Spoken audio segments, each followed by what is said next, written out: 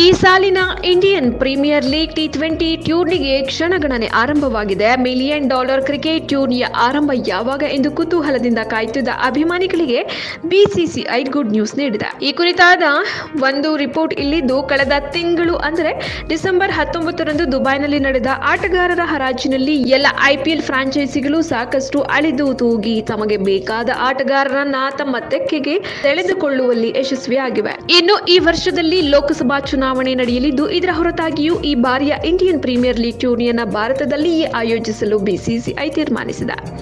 IPL tourney ಯಾವಾಗಿನಿಂದ ಆರಂಭವಾಗಲಿದೆ ಎನ್ನುವ ಕುತೂಹಲಕ್ಕೆ ಬಿಸಿಸಿಐ ತೆರೆ ಎಳೆದಿದ್ದು, ಮುಂಬರುವ ಮಾರ್ಚ್ 22ರಿಂದ ಟೂರ್ನಿಗೆ ಚಾಲನೆ ಸಿಗಲಿದೆ ಎಂದು ಮಾಧ್ಯಮಗಳಲ್ಲಿ ವರದಿಯಾಗಿದೆ. ಲೋಕಸಭಾ ಚುನಾವಣೆ ಕೂಡ ಅದೇ ಸಮಯದಲ್ಲಿ ಘೋಷಣೆಯಾಗುವ ಸಾಧ್ಯತೆ ಇದ್ದು, ಇದರ ಹೊರತಾಗಿಯೂ ಭಾರತದಲ್ಲಿಯೇ ಐಪಿಎಲ್ ಆಯೋಜಿಸುವುದಾಗಿ ಬಿಸಿಸಿಐ ಮೂಲಗಳು ಈಗಾಗಲೇ ಸ್ಪಷ್ಟಪಡಿಸಿವೆ.